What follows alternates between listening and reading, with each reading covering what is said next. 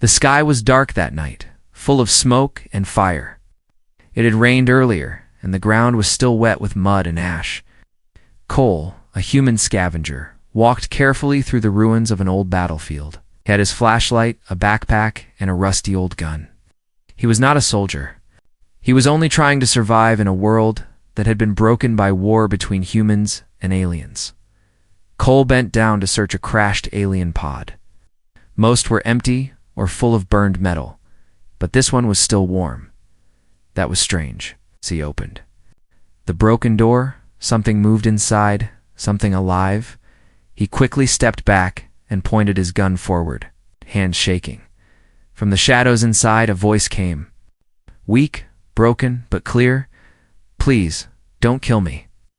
Cole's eyes widened. The voice was female. He aimed his flashlight and saw her, an alien warrior. She was tall, with pale silver-blue skin, long dark hair, and glowing violet eyes. She wore a torn uniform, tight across her chest and hips, stained with blood and dirt. Her body was strong, but trembling. Her hands were raised, shaking in the cold. She was injured, a deep cut across her shoulder and burns along her thigh. She looked at Cole not with hate, but with fear. I'll do anything even. Warm your bed if I must, she whispered, voice cracking. Cole froze. This was no normal soldier. She was a commander, a warrior, and now a defeated, begging girl. He lowered his gun slowly. What's your name? He asked, keeping his distance. She looked confused. Name I am not given one anymore. I was commander. Of the Night Fang Legion, I failed. They left me behind. Cole saw tears in her glowing eyes. He had every reason to walk away. She was the enemy. Her kind had burned cities, taken lives. But she looked broken, abandoned. Human in some strange way. I'm not going to kill you, Cole said. But if I help you, I need to know you won't try to kill me either. She nodded weakly. I swear on my soulstone, I won't harm you. Cole didn't fully trust her, but something about her felt honest. He took off his old jacket and wrapped it around her shoulders. She flinched at first. No one had touched her gently in years. I have a bunker not far from here, Cole said. You won't survive the night in this wreck. She looked at him, confused again. Why would you help me? Cole sighed. Because I still remember what it means to be human. It took them almost an hour to reach his bunker. She could barely walk, leaning on him with every step. Her body was freezing. Inside the bunker, he helped her sit near a small fire. She winced in pain as she moved, holding her side. He gave her a blanket and some water. She looked at the cup like it was a gift from a god. I never expected mercy, she said, her voice soft. Cole sat across from her, watching carefully. What happened to you? He asked. She looked down, shame filling her face.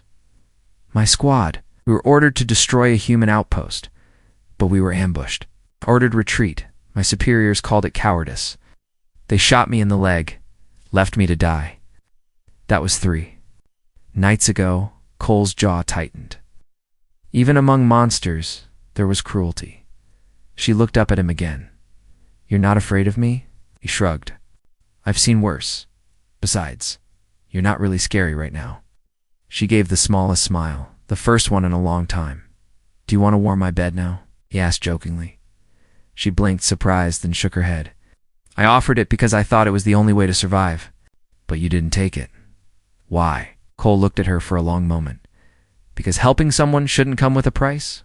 Especially someone who's already lost everything. For a few seconds, she didn't speak. Then she said quietly, maybe humans aren't all beasts. Cole stood. Rest, you're safe tonight. She watched him go to his bedroll on the other side of the bunker. For the first time in years, she let herself believe that maybe she didn't have to be a warrior anymore. She whispered to herself in her own language. Words he didn't understand, but if he had, he would have heard. Please don't fall for me, human. I don't know how to love. Celine. Didn't sleep that night, even in warmth, even wrapped in a human blanket. Her body trembled. Her skin, once glowing with pride and power, now looked pale and bruised under the flickering bunker light. She watched Cole from across the small shelter, lying silently on his own bedroll, his back turned to her, breathing steady. He hadn't chained her. He hadn't touched her. Hadn't even asked for her name again. It was the strangest thing. She had ever felt freedom. Mixed with fear, Cole woke up to coughing. He looked over. She was hunched near the fire, shivering again.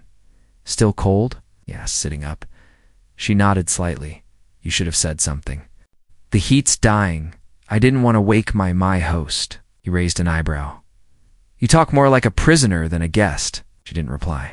Her glowing eyes stayed low. Cole stood, grabbed a few wood scraps, and fed the fire. The flames grew, and the bunker warmed. Still, her arms wrapped around her knees, breathing short. Cole walked to the far cabinet, pulled out another blanket, and handed it to her. Here, double layers help. She looked at it, then at him. Are you going to lie with me? Asked, voice soft but serious. To share heat? Cole blinked. You still think I brought you here for that? Her face didn't change. My people do not offer kindness. Every action has a cost, I assumed. You wanted payment in flesh. Cole laughed once, but not in a cruel way, more like disbelief. You've got the wrong human. Celine looked down, ashamed. I'm sorry, that was all I knew. Even our allies trade pain for mercy. Cole sat near her, not too close. I don't want anything from you. I just didn't want to see someone die. She looked at him now, really looked. He had scars across his arms, some old, some fresh. He looked tired, like a man who had lost people, maybe even himself. You're a fighter, she said softly. Not anymore, Cole replied. After the war took everything, there was silence. Then Celine spoke, not in command tone, but in a whisper. They called me the Star's Claw. I led hundreds. I fought humans in 3 cities. I thought I knew who you were. Beasts. Murderers. But you gave me water. Fire. Warmth. No chains. No pain. Why? Cole looked her in the eyes now. Because I know what it's like to be left behind. Later that day, Cole showed her how to boil food packs. She had never cooked before. On her planet, food was given. 2 warriors by drones. She burned the first meal and almost threw it away, but Cole just laughed. Everyone burns there first. It's a rite of passage. She tried again and again, until she made one that tasted decent. Her pride sparked again, not the pride of a warrior, but of someone learning. That evening, she sat closer to the fire. Body finally warmed. She stretched her arms, her muscles still sore but healing. Cole was checking a small radio. No signal, only static. Do you expect someone to answer? She asked. No, he said quietly. But sometimes, I pretend, someone will. She tilted her head. You're alone too, aren't you? He didn't answer. She stood and slowly walked toward him. Cole, if I'm not your prisoner, if I'm not your servant, then what am I to you? He looked up at her, and for the first time, her face didn't show fear or pride, only curiosity, softness. He thought for a moment, then said a guest. Maybe a friend. That's your choice. Her lips parted slightly. The room felt quiet, heavy, but safe. I think I want to be a friend, she said. Then don't stab me in my sleep, Cole joked. She gave a small, real laugh. Her first laugh in years. That night, the bunker grew colder again. She lay on her side, watching him. The fire crackled softly. After a long moment, she spoke, not with desperation, but with calm trust. Cole, it's very cold again. I don't want to die in the dark? He turned his head. I'm not offering payment, she said, almost smiling. Just company. He stared at her for a long second, then picked up his blanket and walked over. Without a word, he lay beside her, not touching, not expecting, just sharing warmth. She closed her eyes and whispered, Thank you for seeing me as more than a weapon. The morning came with silence. Outside, the world was quiet. Too quiet. No wind, no birds, not even machines in the distance. Inside the bunker, The fire had burned low. Cole woke up first, still lying beside Celine, though they hadn't touched. She was asleep, face soft, not like the fierce warrior he first saw in that broken pod. But as he leaned up quietly, her arm shifted, and that's when he saw them. Scars, dozens of them, not the kind that come from war. They were too clean, too cruel, like someone had carved into her skin again and again. Down her back, across her ribs, some fresh, some old. Cole froze, heart heavy. He didn't speak. He didn't want to wake her yet, but his mind was racing. Who would do this to her? Celine woke soon after, stretching slowly. When she saw him watching, she sat up straight, guarded. "You saw them," she said quietly. "I didn't mean to." "It's fine," she said, voice flat. "They're part of me." Cole waited. She didn't continue, so he asked gently, "What happened to you?" She looked away. "You think my people only fight humans? We fight each other too, especially when we disobey." Cole frowned. "Disobey?" "I refused to follow a kill order," she said. "It was a human refugee camp.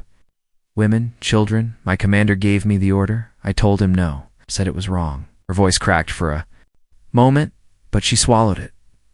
"They called me a traitor, stripped me of rank, punished me with pain in front of my soldiers. Then left me in that pod as bait for human patrols." Cole clenched his fists. "That's not justice. That's torture. That's war," she said coldly. "At least that's what I was told." But then, softer, she added, "I think I wanted someone to stop me, someone to remind me I wasn't just a weapon." Cole looked at her, really looked. She wasn't just an alien anymore. Not to him. She was broken, brave, alone, and still surviving. Later, she helped Cole repair the radio wires. Her fingers, once used to control energy weapons, were now trying to twist copper cables with human tools. She failed a few times. Cole watched, then stepped in, guiding her hand. She flinched slightly, not from pain, but from surprise. "No one's ever touched me without hurting me," she whispered. Cole didn't say anything. He just kept helping, gently, like it was normal. That afternoon, they sat outside the bunker entrance. The sky was gray, but calm. Cole handed her a small metal object, a pocket mirror. She looked into it. Slowly, "I don't even recognize this face anymore," she said. "You look strong to me," he said. She shook her head. "I used to wear battle paint, sharp armor, was proud of being feared. And now I just want to be warm." The silence broke when they heard it, a distant noise in the wind. Faint, metallic, a signal. Cole ran to the radio and turned the dial. Static, static. Then a voice. "Repeat all patrol units. Alien target last seen near Zone 9. Orders remain. Capture or eliminate." Celine's face went pale. "They're looking for me," she said. "Your people." She nodded slowly.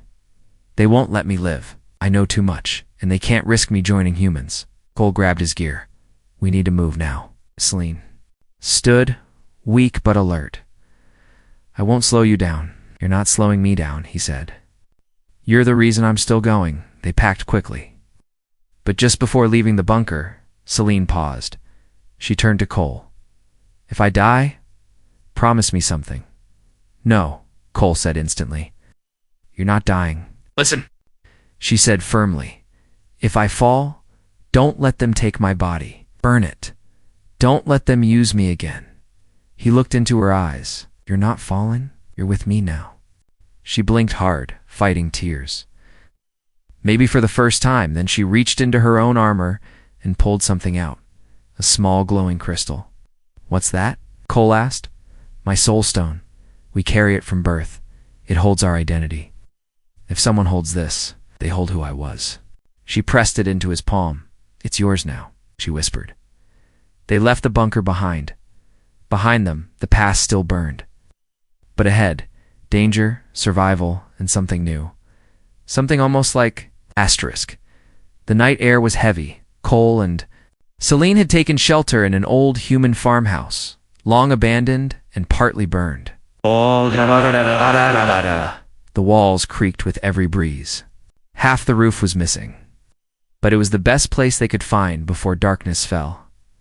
Celine sat near the cold fireplace, her legs tucked under her, her long dark hair tied back with a strip of cloth. She wore one of Cole's extra jackets. Too big for her, but warm. The bruises on her arms were healing. Her voice was stronger now, but her eyes still alert, still afraid. Cole moved silently through the rooms, checking every window. He placed small traps near the door and spread soot across the floor near the entrance. She noticed. "You're preparing for someone?" "Not someone," he said. "Them." Just after midnight, the wind changed. Celine froze. She could feel it. A presence. Like cold claws scraping through her bones. "They're close," she whispered.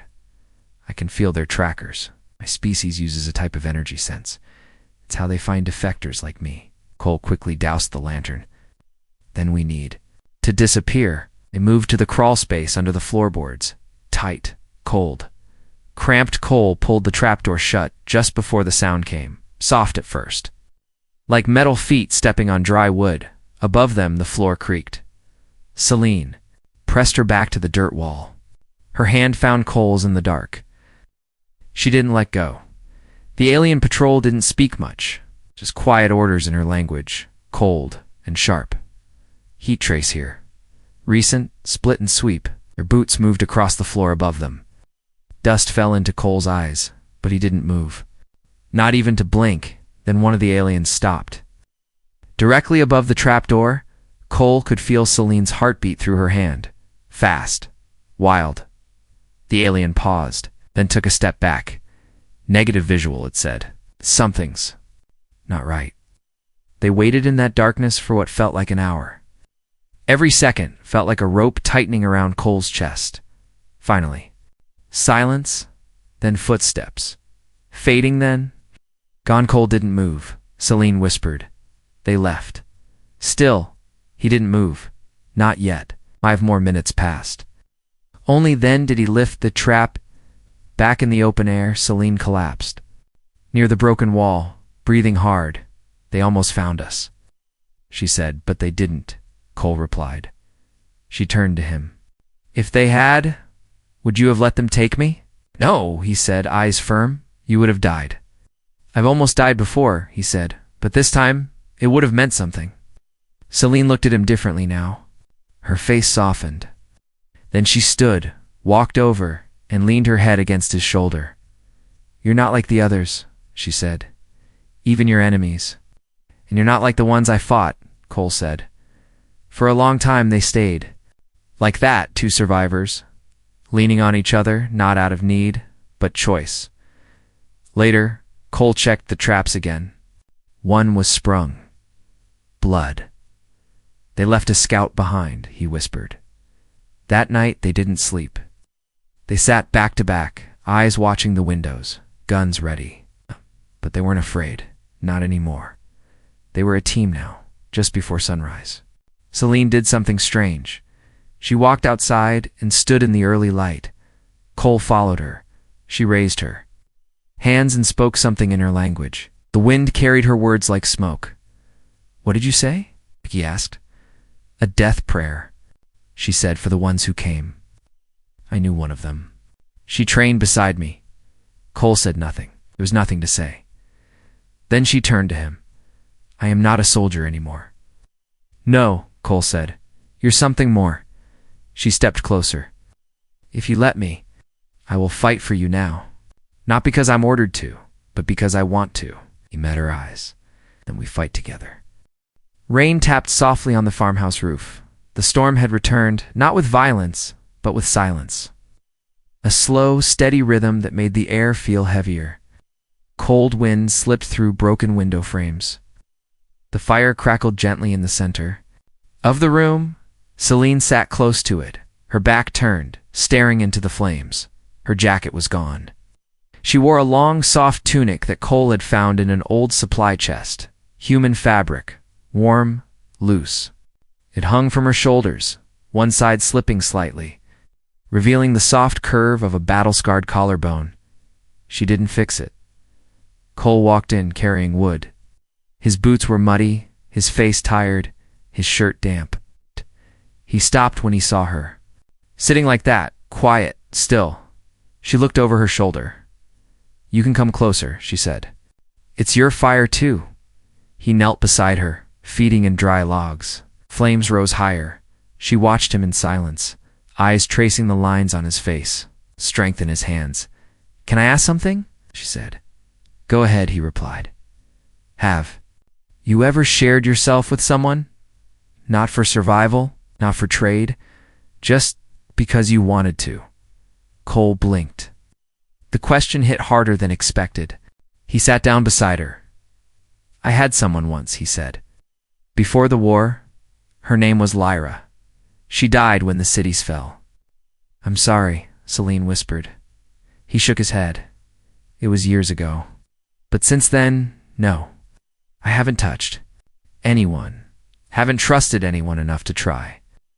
Celine looked into the fire, and now he didn't answer right away. Instead, he turned to her. "Why are you asking?" She didn't smile, but her face softened. "Because I don't want to feel like a weapon anymore, or a prisoner. I want to feel like a woman." Cole didn't move. The fire popped between them. She pulled her legs under her, sitting taller, her voice stronger. "You've given me food, shelter, kindness. You never took what I offered before, not when I begged for survival, but now." She turned her body toward him. "I offer it again, not because I'm afraid, not because I owe you, because I choose to, because I trust you." Cole stared at her. Her eyes were not glowing with power now. They were glowing with something deeper. Honesty, fragility. "I don't want payment," he said, voice quiet. "This is not payment," she replied. "This is a deal between equals. Fire for fire, skin for skin." She reached out slowly, gently touched his hand, not grabbing, just feeling. "You saved my life," she said. "Now I want to give you something of mine, something real, something not taken but shared." Cole was quiet. Then he nodded. "Not tonight." She blinked. "Why not?" He smiled gently. "Because you deserve a night where no one expects anything from you. Just peace." "Shh." She laughed softly, a surprised, almost shy sound. "You're the strangest human I've ever met, and you're the bravest alien I've ever known." That night, they didn't touch. They sat by the fire until it burned low. Celine leaned her head on his shoulder. He wrapped a blanket around them both. No words, no promises. 8. Wasn't passion. It was something warmer, trust. But outside, something moved. In the fields beyond the farmhouse, a black drone hovered quietly. Sensors flashed red. It had found them. Inside, Cole slept lightly. Celine's head rested. On his chest, her hand clutched the soul stone she had given him. The storm masked the sound of the drone's silent. Report a signal now racing through space. Her people were coming again, near dawn. Celine woke with a chill. She stepped outside to breathe. The world was still wet, the sky dark gray. But something felt wrong. A smell. A faint hum in the air. She looked to the tree line, saw it. A blinking red light on the horizon. She ran back inside. "Cole, wake up." He opened his eyes fast, alert. "They found us." His face hardened. "How many?" "I don't know, but they're close. Maybe ours." Cole stood, then. "We don't wait. We fight. But we do it on our terms." Celine stepped forward. "This time, I fight not to survive. I fight to protect you." Cole looked at her, and this time, he believed her completely. He placed a hand on her shoulder. "Then let's make our stand." Asterisk, the morning sky didn't rise, it boiled. A red glow crept over the horizon like blood spilled from the clouds. Celine stood on the roof of the farmhouse, her eyes locked on the sky, her long hair pulled back, her alien rifle resting on her back. Cole joined her, binoculars in hand. "Is it them?" Celine nodded slowly. "They've brought a Hunter-class cruiser, It has air drones, ground sweepers, and a command squad. Cole tightened his grip, all for one exiled soldier. No, she said. All for what? I know. They can't let me speak to humans. I hold secrets, codes, plans, defense points. They don't want me captured. They want me gone. By mid-morning, the fields trembled. The farmhouse sat like a skeleton in the center of a battlefield. Waiting to happen? Cole set traps again, this time bigger. Explosives, smoke bombs, heat flares. Celine calibrated her alien weapon, fingers moving quickly with practiced precision. But her hands trembled. You okay? Cole asked. I've fought many battles, she said. But this one feels different. Because you're not fighting for orders. She looked at him. I'm fighting with someone. It's harder and more real. By noon, the first wave came. 6 scout drones. Cole fired the EMP device he'd built weeks ago. 3 dropped instantly. Celine jumped from the roof, rolled through the dirt, and fired her plasma shots with perfect accuracy. The last drone sparked and fell. Cole looked at her. Not bad, she grinned. I'm just warming up. But then her face went cold. Loud hum echoed through the trees, and the cruiser appeared, dark, wide, silent, like death wearing armor. They retreated into the house. Celine turned to him. There's something you must know. If they capture you alive, they'll use you against me. They can make your body a message, or worse. Cole cut her off. I'd rather die fighting. She paused. So would I. She reached into her side pouch and pulled out a small silver disc. Emergency beacon. If I activate this, my old command squad will know where I am, and they'll speak to me before firing. I might get one chance. To do what? To lie, she said. To pretend I'm luring you out to buy us time. Cole stared at her. And what if they believe you? And ask for proof? Celine didn't answer. She just held his gaze. An hour passed. The cruiser dropped troops at the far end of the field, silent black-armored aliens. Fast, strong, with glowing red visors. The house was surrounded.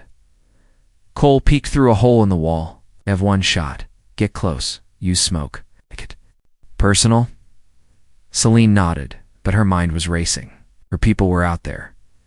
People she'd trained with, bled with, and now she was going to fire on them, unless... She stepped outside. Cole shouted, "What are you doing?" She raised her hands and walked forward slowly. A voice boomed from a drone above. Celine, step forward and kneel. You are to be erased. You know this. I want to speak to Commander Valor, she said. One last time was a pause, then a reply. Granted. A hologram formed, the face of a cold, sharp-eyed alien male. Commander Celine said I have the human. I can bring him out if you spare me. Valor stared at her. Why would we take a traitor's word? She pulled out her soul stone. Because I offer this, return me to command. And I will finish what I started. Valor leaned in. Shh. You were once great, Celine, but you are broken now. I can see it in your eyes. If you walk back to us, you come as a weapon. Or not. At all? She hesitated then, slowly stepped backward. No, she said. I am not your weapon anymore. Valor's face darkened. Then die with the human. The hologram vanished. Lasers charged in the air. Celine turned and ran. Now, she shouted. Cole hit the trigger. Smoke exploded around the house. The alien troops fired blind. Celine dove through the smoke, slid behind cover next to. Cole, thought you were switching sides, he said. I thought about it, she said, but only for a second. They both smiled, then fired together. The final battle was chaos. Explosions shook the walls. Heat scorched the floor. Plasma. Bolts tore through furniture. But they fought smart, moving fast, setting traps, working as one. By dusk, the field was littered with broken drones and empty shells, and the cruiser was pulling back. They had one. Barely inside the burned farmhouse, Celine fell to her knees, breathing hard. Cole sat beside her, blood on his arm, dirt on his face. She touched his wound gently. "You're hurt." He looked at her. "So are you." She leaned forward and rested her forehead against his. "You gave me something." "No war ever did," she whispered. "What? Choice?" The battlefield was quiet.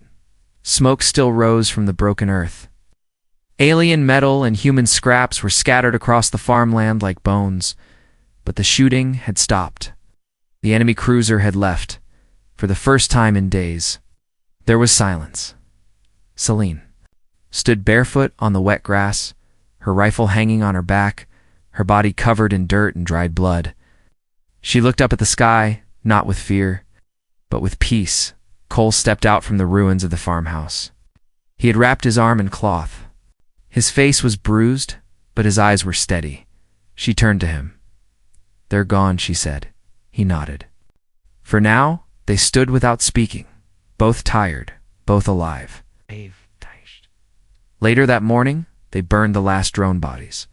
Not from hate, but for safety. The fire rose high, the flames dancing like a final goodbye.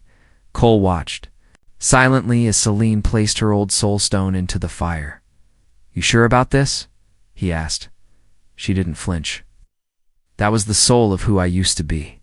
A weapon, a shadow, slave to commands." She stepped back, eyes bright. "I'm not her anymore." They spent the next week repairing the farmhouse. It wasn't easy. The roof needed work, the floors were weak, the tools were old, but they worked side by side. No longer strangers, no longer enemies, just two survivors. Building something, Celine learned to use human tools. Cole taught her how to build shelves, cook proper meals, and grow plants. She taught him how to sense energy fields, how to hear approaching ships in the wind, how to survive if the war returned. Each day, the house became less broken, and so did they. One evening, rain fell again, not heavy, just soft and warm. They sat under the half-fixed roof. Sharing dried fruit and old coffee, Celine looked at the small fire between them. "Do you think humans and my kind will ever stop fighting?" she asked. Cole shrugged. "Maybe not in our time, but maybe one day." She looked at him. "And let's start small." He smiled. "We already did." That night, something changed. Not because of danger or cold or fear, but because both wanted it. Celine walked to his side slowly. She sat beside him on the old bed, her hair falling gently over her shoulders. She reached for his hand. "Cole," she said softly, "if I stay here, if I stay with you, it won't be as a guest or as a rescued soldier." "Then how?" he asked. She smiled, real warm, gentle, as a woman who chose her own path, a woman who wants to build a life. "With the man who gave her back her name." He reached up and touched her face. "What is your name?" he asked, even though he already knew. She whispered it again, this time not with shame, but with pride. "Celine." They didn't rush. They didn't fall like fire. They simply came together with quiet hands and soft breath. No fear, number, need, just choice. Two broken souls, resting in each other's warmth. The next morning, Celine stepped outside, wrapped in a long coat. The sky was clear. She walked through the field, barefoot in the wet grass, and breathed deeply. The air smelled like rain, ash, and life. From the distance, she could see Cole, chopping wood, shirt off, sweat on his brow. She smiled. This was not a palace, not a war base, not a command center, but for her. It was home. She walked back toward the house. Cole looked up. "You okay?" She nodded. "I am now." Later, she found an old metal sign near the barn. Rusted, almost unreadable. She took a brush, cleaned it, and carved something new into the surface with her blade. Then she placed it on the gate. Cole came over and read it. "No more war, no more masters, only fire and peace," he raised. "An eyebrow your words?" "Our words," she said. He wrapped an arm around her. Together they stood at the gate of their new world, and behind them, the house stood tall, not perfect, not whole, but healing, just like them.